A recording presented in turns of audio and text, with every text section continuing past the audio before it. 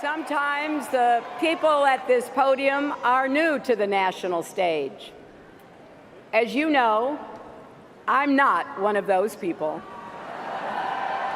I've been your First Lady, served 8 years as a senator from the great state of New York.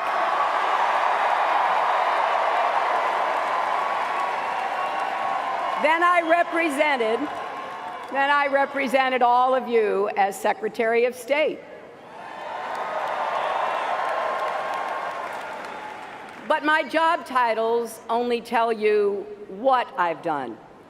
They don't tell you why. The truth is, through all these years of public service, the service part has always come easier to me than the public part. I get it that some people just don't know what to make of me. So let me tell you, the family I'm from, well, no one had their name on big buildings. My family were builders of a different kind. Builders in the way most American families are. They used whatever tools they had, whatever God gave them, and whatever life in America provided, and built better lives and better futures for their kids. My grandfather worked in the same Scranton lace mill for 50 years because he believed that if he gave everything he had, his children would have a better life than he did. And he was right.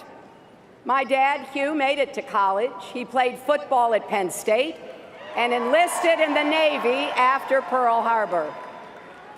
When the war was over, he started his own small business printing fabric for draperies.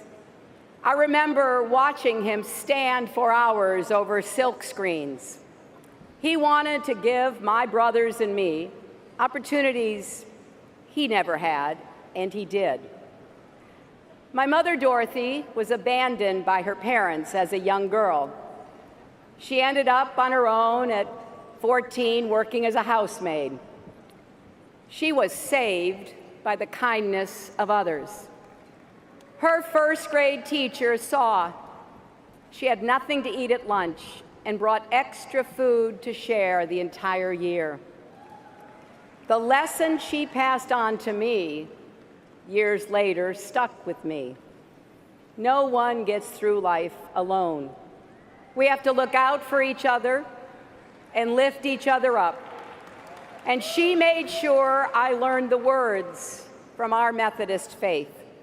Do all the good you can for all the people you can in all the ways you can as long as ever you can.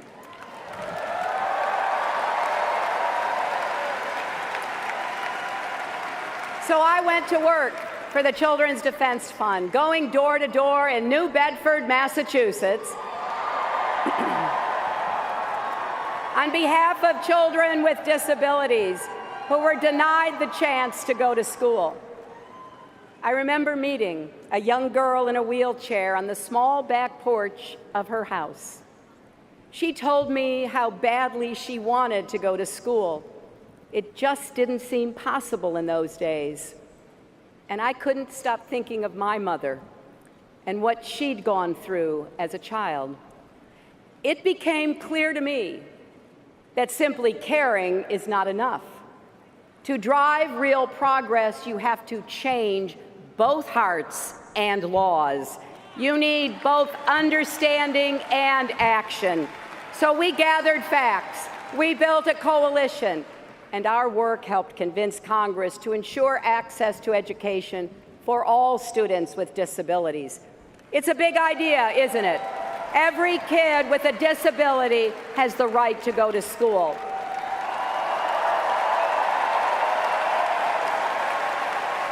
But how? How do you make an idea like that real? You do it step by step, year by year, sometimes even door by door. My heart just swelled when I saw Anastasia Somoza representing millions of young people on this stage.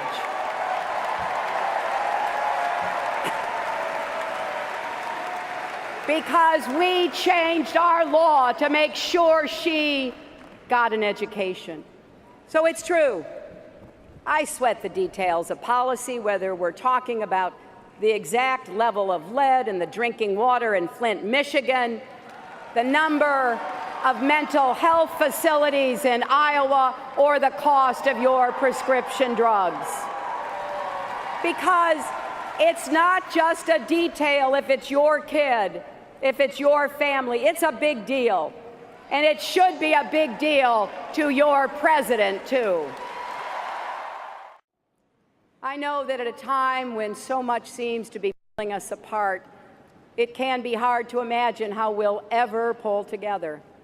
But I'm here to tell you tonight, progress is possible. I know because I've seen it in the lives of people across America who get knocked down and get right back up. And I know it from my own life. More than a few times, I've had to pick myself up and get back in the game.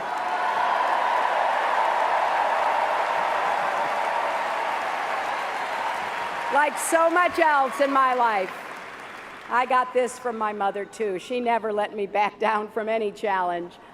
When I tried to hide from a neighborhood bully, she literally blocked the door. "Go back out there," she said. And she was right. You have to stand up to bullies. You have to keep working to make things better, even when the odds are long and the opposition is fierce. We lost our mother a few years ago, but I miss her every day, and I still hear her voice urging me to keep working, keep fighting for right no matter what. That's what we need to do together as a nation.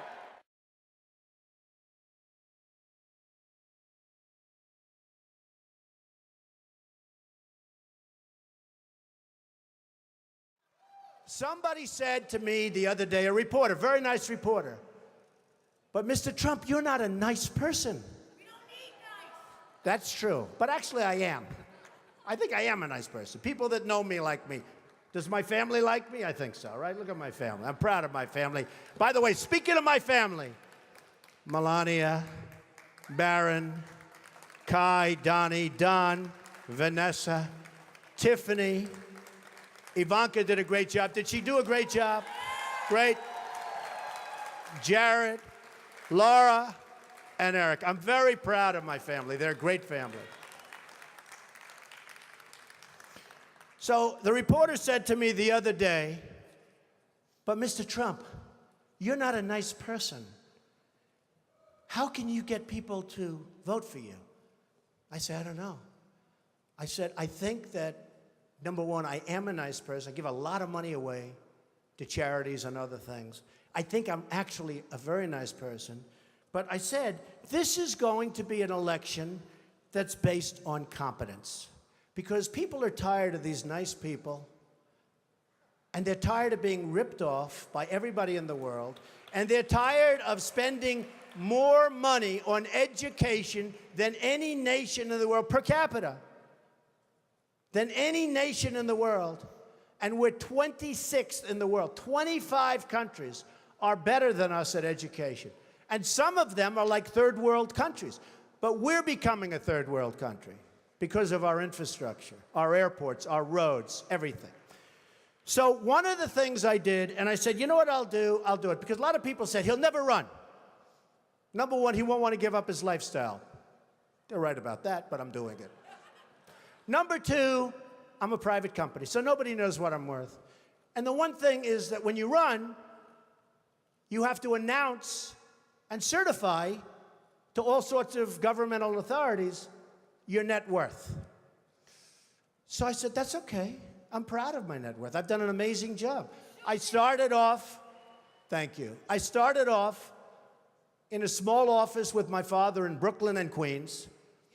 And my father said, and I love my father. I learned so much. He was a great negotiator. I learned so much just sitting at his feet, playing with blocks, listening to him negotiate with subcontractors.